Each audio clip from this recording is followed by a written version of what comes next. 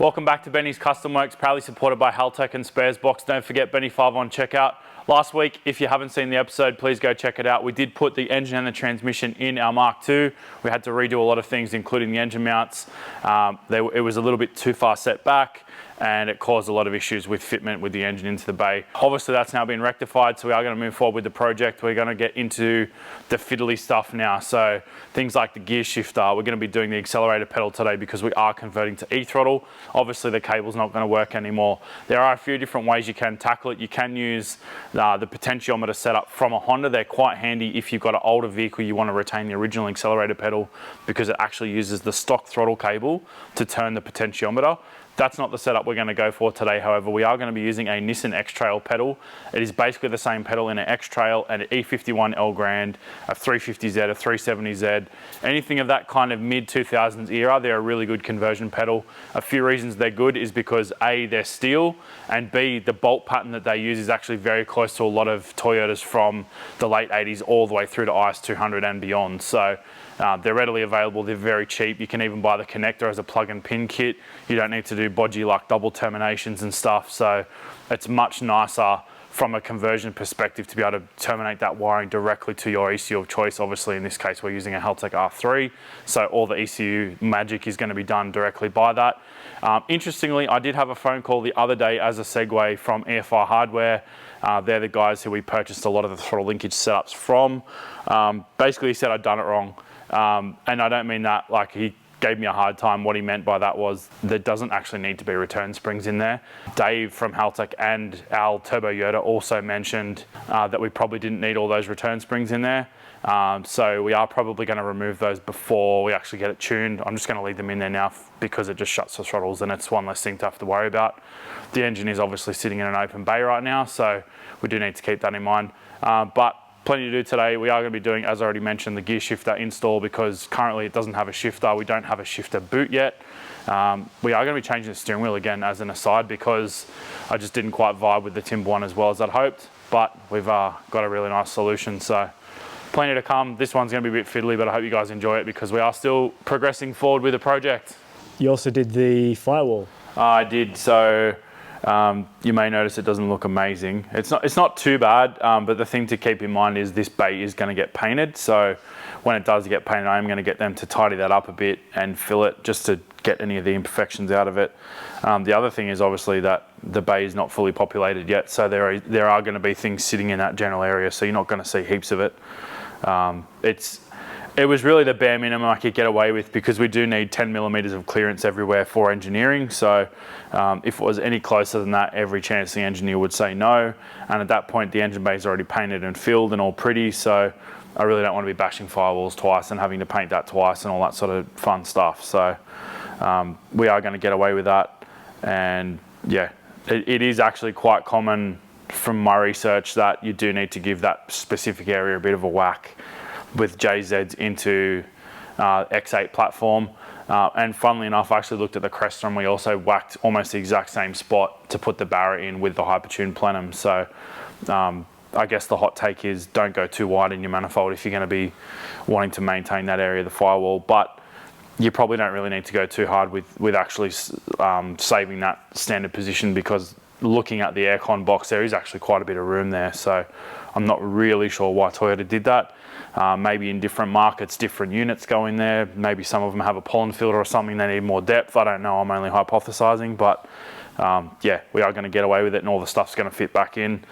But we need to do some stuff today rather than just sitting here talking. So the first thing we're going to attack is the throttle pedal. I am going to remove the stock pedal and the stock cable because obviously we don't need cable anymore. Also going to get rid of any other brackets to do with that. I want to put the throttle pedal on the bench and put it next to our X-Trail pedal because I know we are going to have to modify that.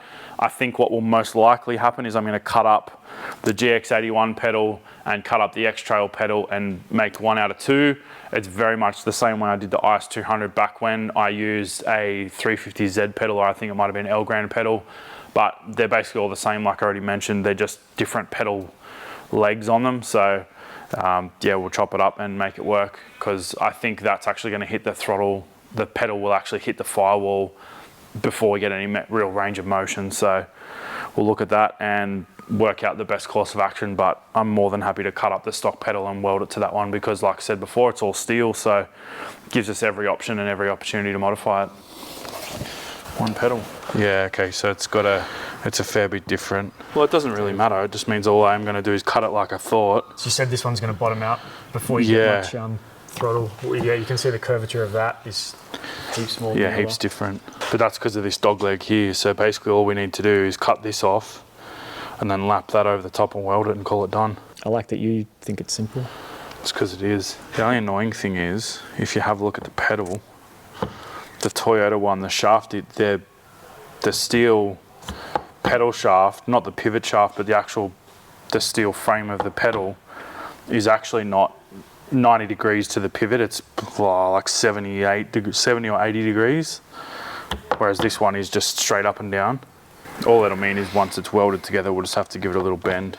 It's not the end of the world, but just fiddly little detail stuff. The other thing is too, I think the bolt spacing is slightly off on the Nissan one. I think I've got to modify that too. All you do is cut this off about here and just try and bolt it in. But then that'll give us, let's call it 40 mil. This will be like 38 or something silly. And you know what? It's probably actually the same.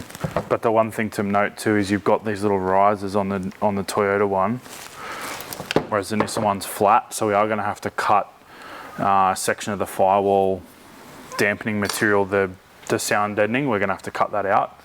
But I think what I'll actually do is trim this first, and then we'll bolt this up and actually trace around it so I can cut it neatly rather than just kind of going willy-nilly and hacking it up.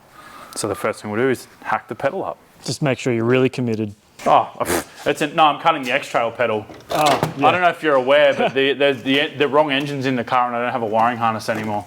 We're definitely committed before this point, Gian, because I decided to do some wiring, or undo some wiring is probably a better way of putting it.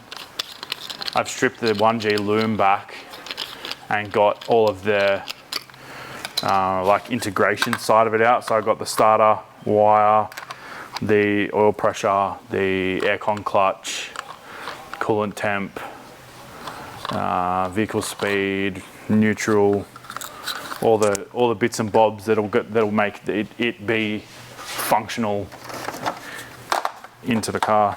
Just like you did with the IS 600, and then Dave came here and said, yeah, except there was some logic to that this time though, and also I do have the proper wiring diagram this time.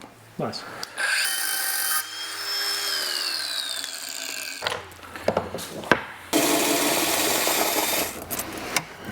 Get that out of the way first before we get too carried away. Even this looks very Nissan. How so? Just like that 2-bolt bracket and everything looks very, very Nissan-like. Now I probably should actually take some measurements off this before we go too nuts, because this is actually the stop at the top side, because this is actually gonna, that works with that. But unfortunately I don't have the relation. I don't know what this looks like. So what I need to do is basically measure from the base of this to the carpet at rest, so I get our pedal height correct. So I might actually put all that back in first. Now the cable's out of the way. Do you want your measuring stick? Yes, please. 42 millimeters from the kick panel, and then if we go straight down, it's 110. And if we go straight back, it's, I can't see, 110. So it's 110 that way and 110 that way, and then it's 44 that way. And then we're gonna have to watch that back. Yeah. In 10 minutes.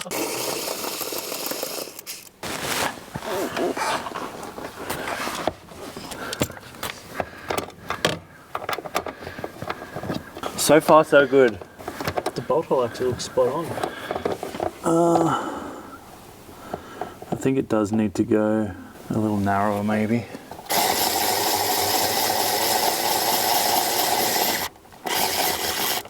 No, maybe not. Wow.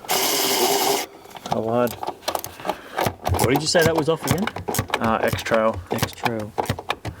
Who would have thought? Me. X-Trail.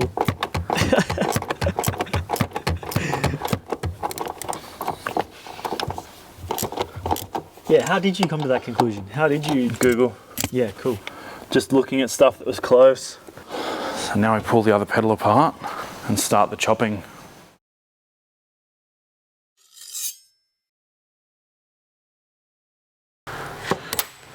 See ya. You can have that one. Oh, thanks. Don't say I don't give you anything.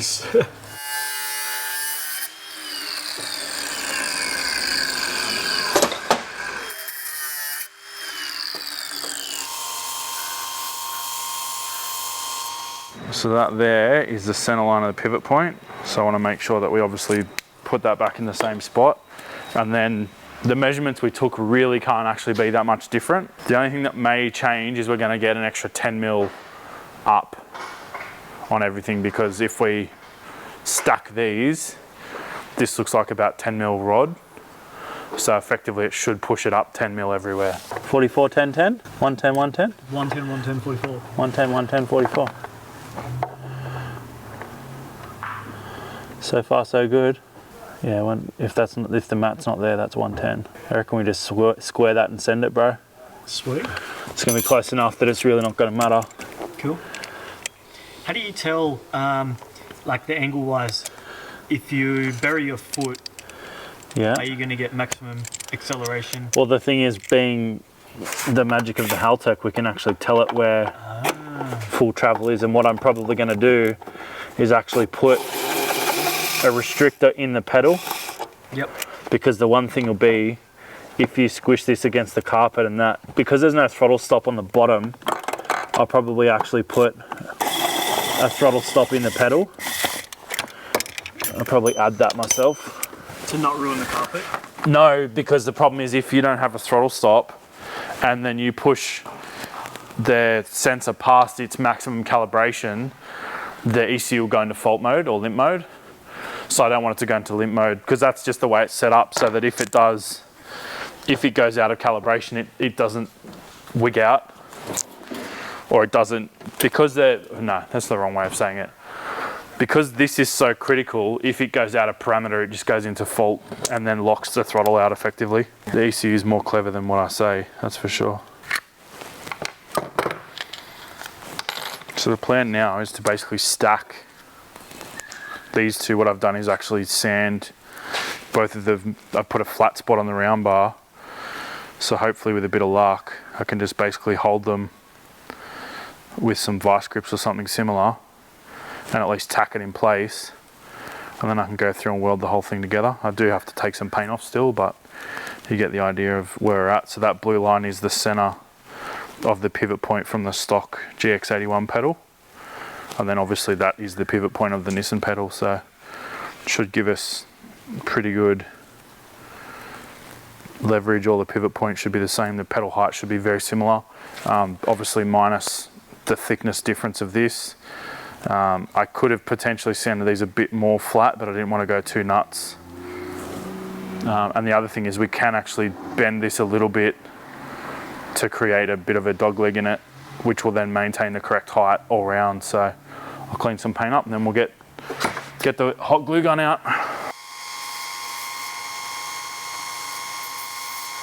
So this is the fun part where I need 3 hands. About to lose it. Not emotionally, as in I was about to drop it. Yeah. I wasn't giving you a heads up for my impending mental breakdown. Not yet? Nah, not quite yet. That's coming too. God damn it. Yeah, excellent. That's a winner, my friend. And then now I can put in the vise and use the vise to hold it. I'm pretty sure I asked last episode that is MIG and TIG both the same strength in the end. I feel like you can have a very nice MIG weld and a very nice TIG weld, and both of them can be structurally garbage. And I feel like you can have an average looking MIG and TIG weld and then both be very structurally sound. Very politically correct answer. Which is stronger? I don't know the answer. Why were you specifically going to TIG instead of MIG? I don't know. I just thought that'd be fun. And then I realised I don't actually have any mild steel filler. And I could use MIG wire, but at that point I may as well just use MIG. It is an accelerator pedal after all. It's not anything super pretty. Welding. Tacky welding. Thank you. I'm sure someone's thinking like, that old joke. That old chestnut. I'm wondering, do I tack it and then test fit it, or do I just send it to the moon? I say test fit. Yeah, I'm going with test fit this time. I think I just sent the IS one last time and then it ended up being mostly usable. Welding. And then we'll do a test fit.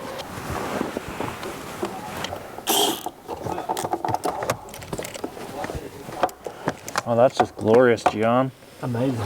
Let's have a bit of a measure. Oh, look at that.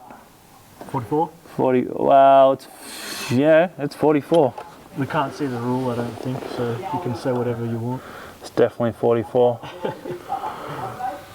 Somehow ended up lower. So it's 10 mil lower. Okay. But I know why it's 10 mil lower. Because the bracket is actually lower on the firewall. So all we'll do is just bend the rod. I'll put a little kick in the rod. When I put it in the vise to weld it, I'll just bend it a little bit. Yep. That'll give us our 10 mil. And then there to there. And then that'll fix that up as well. So we're at 105 off the floor and 100 off the toe board. So once I put a little kick in that rod, that's back to stock pedal position. It looks like it'll be at a better angle as well to match the other two pedals. Yeah, well, that's what I want the pedal height to be correct. Because if you get, one of the most annoying things about doing pedal swaps, whether it's e-throttle or not, is making sure it's actually in the right spot, because you can get like aching legs and calves and all sorts of stuff if you can't get the pedal in the right spot. I would argue that the Cresta is actually not in the right spot, but there's a lot of compromises in the cabin of that car because the seat is actually not as far back as I would normally have it. So my driving position is cramped anyway, so probably not directly related just to the pedal position. But in hindsight, I would definitely put an X-Trail pedal in the Cresta as well. That's all it needs, man. So literally gonna crank the weld up. I might even flap them down just so I can get better penetration on that side, because I'm gonna have to grind the weld back on that side to clear the pedal. So I'll crank the heat right in on that side. Welding. But I think I'm even gonna have to grind that. But I am gonna reinforce here and here because I've actually removed material thickness through these spots. So I don't want to potentially fold the pedal at that point because it may snap, or even just bending it may change the, like I said, change the calibration and we don't get full throttle, so could be a bad time.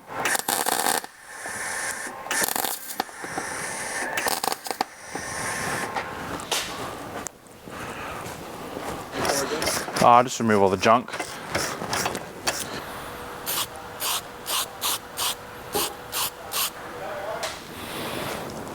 Just turning the pedal so the pedal's actually flat in relation to this pivot point, because it just moved a little bit, possibly from welding.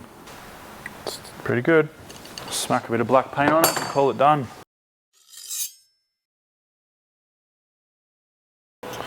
One hybrid pedal completed. You're just cutting that out so that it sits flush? Yeah, because it was sitting on an angle before. So I want to make sure, obviously the measurements we've taken will move marginally, but I want to make sure that it's sitting correctly on the firewall. And by cutting that out, it will.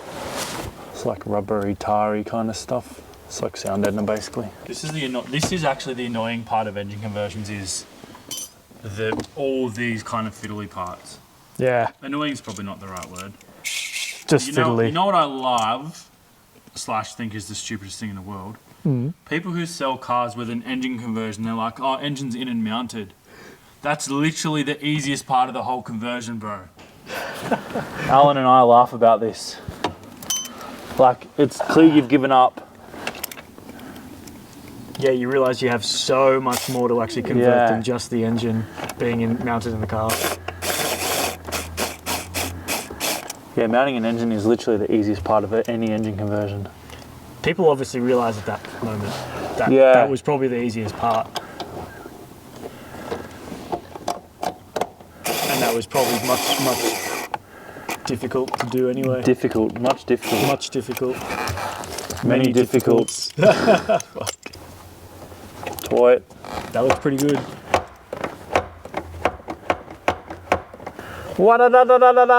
Annoyingly, if anything, that kinked down probably would have done better, would have helped us. You know how I bent it flat? Yeah. Probably actually would have been better to go down and touch, because now it doesn't touch the floor. And it's maxing that out. Yeah, maxing it out up on the bracket, causing it to flex a bit, or? Well, it'll just... What were you saying about the stop? It won't bother it. Well, I was going to put a stop in, but then I was hoping that being the standard measurements, but I think the stock one has slightly more travel. It'll be fine. And a stop being like similar to what's over on the left side over well, here, just something for it to rest against. Yeah. In terms of like what's left to do with that accelerator pedal, it's just the wiring. Yeah, cool. So all 3 pedals now we can wire up. We can do the brake pedal switch, clutch pedal switch, and obviously the accelerator pedal. They've all got to go across to the Haltech. Are you going to make the wiring with the plug, but then just like, are you going to do the wiring? We'll see. Yeah, cool. Maybe. Because so you've got to do the pedal, the actual pedal plug and side. Do you have the plug to that? No, but you can buy them online. That's the beauty of the X-Trail pedal. And there's like that family of Nissan pedal. You can buy the connector online very easily. Yeah. And then you've just got to re-pin it, or would you use the same pin? It comes with plug and pin kit. So basically that means that you get the pins and then you just crimp them onto the new wires. Yeah, cool. And then where does that actually go to? Like, obviously it's got to go to the ECU. ECU, yeah. Like directly into it? I can't picture the ECU. Okay. Yeah. How many things have to go directly into the ECU? Heaps. Yeah. Righto. Heaps and heaps and heaps. Injectors, coils, pedal, TPS, crank sensor, cam sensor, 2 knock sensors, coolant temp sensor, oil pressure, fuel pressure. So do you populate all those different things to the... Well, because we're going to use a terminated loom, it'll already be pre-terminated and pre-pinned.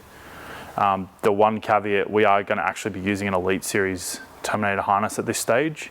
So we'll have to repin it to the R3 and delete the fuse box, because the R3 does have PDM functions on board. So that'll allow us to not use the existing fuse box that was originally pinned for a 2500. So that'll be a bit more flexible. This being the fuse box? That will stay. Okay. I mean the fuse box as far as the Haltech fuse box. Oh, righto. But this is actually going to get relocated, not there, so. Yeah, because you were tossing up originally having that. We're going to move it to here. Originally was sitting like this. Yeah, it originally was in there. Yeah, you were then going to turn it 90. The plan was to then go here. Yeah. But then after talking to James, he reckons that the wiring harness on this is actually long enough to go under the headlight. He said the only thing you've got to extend is the alternator wiring, and conveniently we're extending that anyway because the 2J alternator's over there, whereas the 1G alternator was here. So regardless, it's still in the wrong spot. So now we're kind of getting to the nitty-gritty bits of the conversion. We're looking at things like shifter boots. Obviously the shifter's not in the car yet.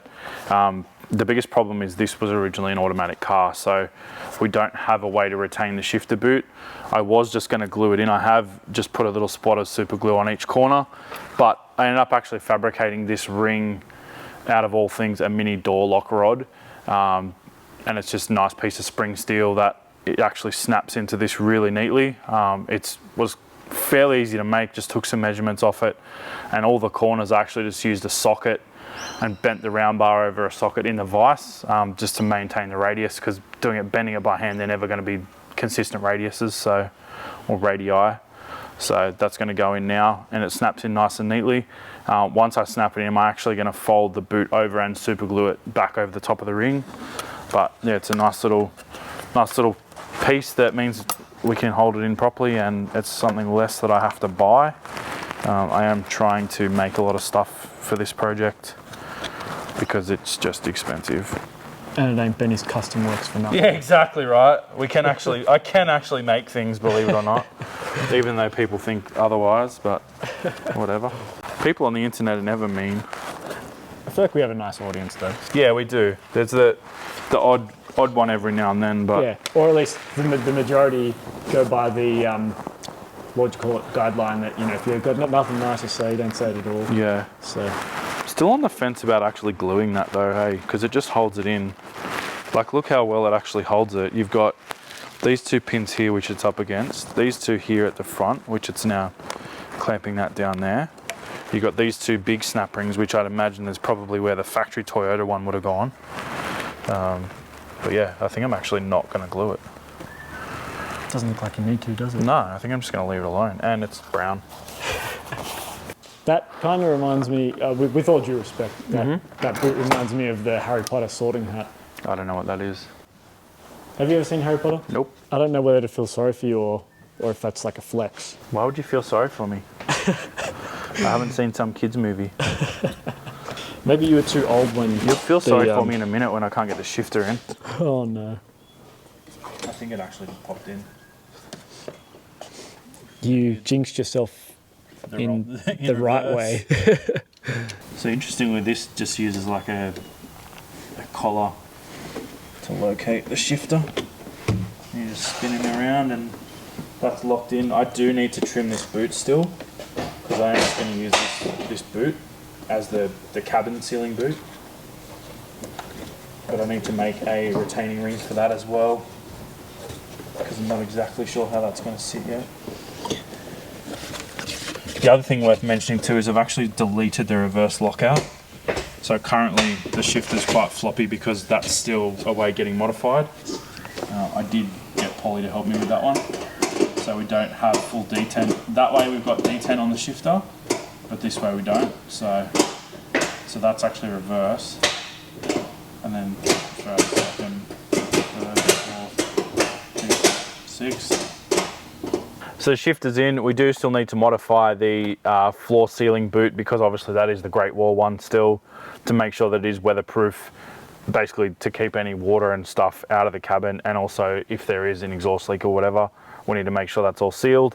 I guess now's the point where we've got to put the rest of the center console in and the gear knob. And as a bonus, we're actually going to be replacing the steering wheel.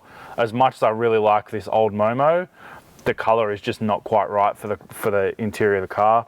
I've actually found a Nardi online, which is brown leather, so pretty stoked with that, and I actually have the matching gear knob as well, so mad.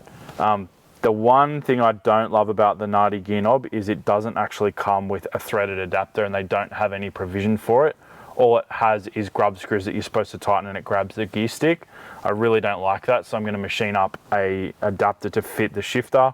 It's currently 10 by 1.25, and I've actually got a likewise gear knob adapter, which I'm going to actually modify that.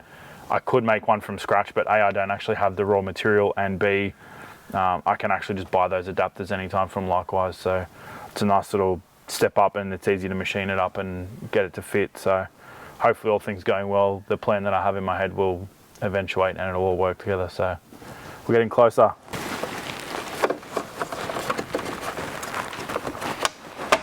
Gryffindor. And we're on. Yeah, that's crazy. The positioning of that is perfect. Like that 35 mil you were talking about earlier, pushing the engine forward, that 35 mil, then line that up. Yeah, it's actually spot on. It was always a little bit funky. There was actually genuinely no reason to have it back that far, other than I thought, it'd be cool to just push it back as far as we can, but as far as we can was too far. So what tunnel modifications, if any, need to happen now that looks pretty good? Bit of bashing. Okay. Pretty much. We don't have to do the cut and weld anymore. Yeah. Yeah. All we need is a bit of clearance for the detent. So it's pretty cool. Lovely. But prior to this, what were you thinking you had to do, potentially? Because I think you were talking about modifying the tunnel more extensively. Yeah, originally I thought we were going to have to do a lot more cutting, so pretty happy that we've avoided that. Yeah, totally. Yeah, the brown is marginally different, but it'll work. 15.5 mil we've got, and then this is much bigger than that, 20 give or take. So we're going to basically take the thread off and start there.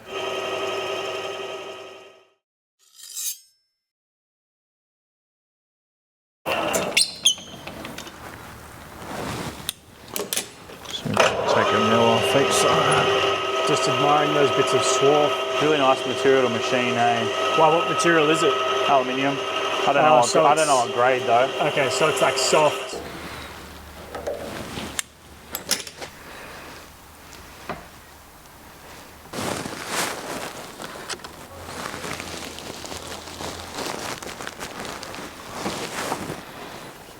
How does that seem? Yeah, it's good.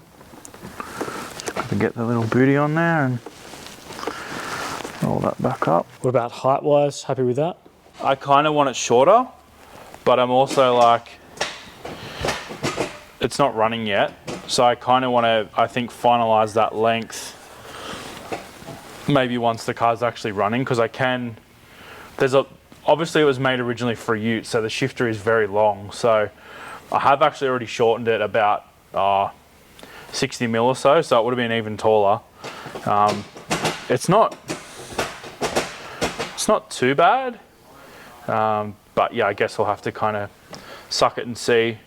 But yeah, pretty happy with how that's gone together. Unfortunately, the gear knob and the boot are a marginally different brown, but it's still much closer than anything else I could find on the market. So I think we'll just run with it.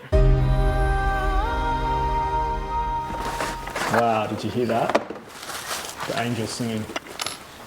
Someone's already opened it. I am someone. I'm also eating, so the audio's gonna be horrible. Because I sent you the link after I'd bought it, and you're and like, they're out of stock. God, yeah. And I'm like, yeah, because I bought it. Oh, that's flash. Get a nice little Nardi sticker. That's pretty cool. That made it worth the $700. That is a nice sticker. It is. It's a nice wheel. But the wheel's secondary to the sticker. Of course. I think this might be the first brand new steering wheel I've ever bought. Ever. Wow.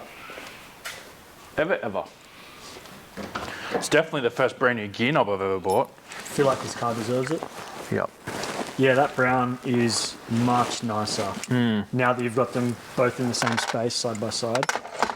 It's just a lot more subtle, isn't it? Oh, that accelerator pedal's mint.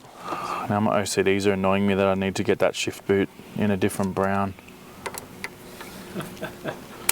The funny thing is they even had a Nardi brown shifter boot. Ooh. And I'm like, oh God. Do I go down the rabbit hole?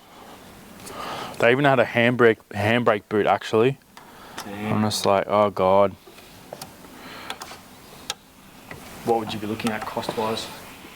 Oh, like $300. Okay. Yeah. Trying to be responsible, Gian. I don't know. It's definitely a lot of money and adds up quick. I know. $1,000 for a steering wheel and a gear knob and two handbrake boots. Yeah. Or more, like actually. You said, until you get the car running, do you just wait until you get the car running and then get your cost? The problem is though, they've only got one of each one of them. Oh no. And it's like, I don't know if they're going to get more or not. But got to find another insert. Because ironically, I actually had to find a small insert for the Momo wheel. Ah, yes. Because all of the inserts that I had were too big. Yeah, okay, I see. See what's going down here. It's so cold in this back corner. Is it? Yeah, it's freezing. That's the one. Boss Kit collection. How much left of the old IS 200 is there? Even the shell's sold. Oh, that's just magical, Gian. No, Mike. I'll just talk to myself. So just a regular day, really. Me with all my mates. Me with all my mates here. Go to the shops just to see people. You know what though, it was a very big adjustment going out and working for myself and by myself. Like just not having that interaction, going from a workshop full of people to literally being by yourself all day, every day. It is a bit depressing. Real chats. Do you just say jokes to yourself and laugh at your own jokes? Or? There's been times. I mean, I don't physically deliver them out loud, but you'll think about something and just start laughing. Meanwhile, I hope no one's watching the crazy person just laughing to themselves. I don't cackle like a psycho. It's just a little bit of a gentle snigger. I said snigger. Now that you've got the steering wheel in there and in that space, I think it's definitely the right choice. Yeah, 100%. And I liked the other one, but now that you've got that one there, I like this one better. Yeah, it does definitely tie it back together a bit nicer. The timber was cool, but it didn't actually fit the brown theme. For sale on Marketplace. By the time you see this video in 7 weeks, it'll already be sold. Well, another day done on the car. There's a lot of fiddly little things that we had to get done today. The pedal being the main one. Actually getting that in, it was much simpler than I had originally anticipated. So pretty stoked with how that's gone in. It's bolted directly into the firewall. The X-Trail bolt holes are close enough. We didn't have to drill anything or modify anything, apart from cutting out that little bit of sound deadener, just so the pedal itself sits flush. The original Toyota pedal had some standoffs that were plastic and they're actually molded into the pedal mount. But interestingly, whoever assembled the vehicle at the factory still pinched that sound deadener under the pedal, even though it had cutouts for it. So yeah, we just cut it oversized so that it's never going to interfere with the pedal height, and it won't change the pedal calibration by either bottoming the pedal out too early or not letting it bottom out. So all things gone well. The shifter's in now, the handbrake, the shifter boot's in, gear knob's sorted. We've got our new steering wheel. I just like it more. I think the Momo, as much as it was a cool wheel, being that really sort of blonde coloured timber, it didn't quite fit with the interior of the car. The brown wheel now, actually looking over the dash, it's almost an exact colour match for the dash, so really stoked with that. The one thing is the handbrake boot, the shifter boot is actually a different colour, so I don't know if I'm now going to go and get a third boot, but we'll see. Those are now things that we can deal with once it actually runs. Same deal with the shifter itself. It is quite tall because it was out of a ute, so you're sitting very tall in the ute, whereas now because it's in a passenger car, you're much lower. So I may shorten the gear stick itself. There's actually quite a bit of material on the top of the stick that I can just rethread and shorten it rather than having to try and cut it and weld it, which I think is probably going to be the best route to go down.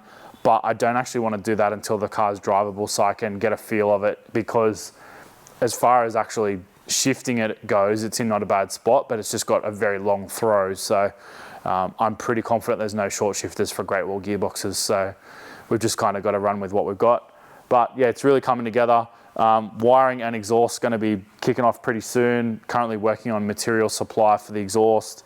Ordering some stuff from Haltech at the moment as well. So hopefully in the next couple of weeks we can try and wrangle Dave for a day, or maybe even go and visit Dave. I don't know what that looks like yet, because I haven't locked anything in with Dave, but hopefully I can catch up with him pretty soon and get some timelines locked together and we can continue with it. Same deal with Wayne with the exhaust. I've spoke to him briefly, so he's definitely keen to help us out. And we've still kind of at that point where we're locking in materials. We do need to actually get a different head flange though, however, because the one we've got now has 35mm holes in it, and we're going to make 38mm or 1.5 inch primaries going into collectors. So it's going to be like a tri-wire style header, not a 6-into-1. So it'll be 6-into-2-into-1. So apparently that's the go-to for extractors these days. So at what point do you go from the 6-into-2? Yeah, probably it may go either side of that. Probably you end up with a collector here and a collector down there, and then just 2-into-1 past the steering. Cool. I reckon. But that's also a weighing question, and how much real estate we've actually got. I've already taken my mic off. I didn't know we were filming this. Old mate camera here over here is just like asking me questions as I take my mic off, not mentioning that he's filming it. Now I look like that annoying girl on TikTok. Which one? All of them. Oh, I can't decide if I'm going to eat the mic or not. That's why they make this bit. You can hide this bit in your shirt. That was great. No, I'm going to talk like this all the time, like I thought it was a snack. Muesli bar. Nom, nom, nom, nom, Now you nom. look more professional as a presenter. Get in. Thank you. Thanks for watching, guys. We'll see you next time.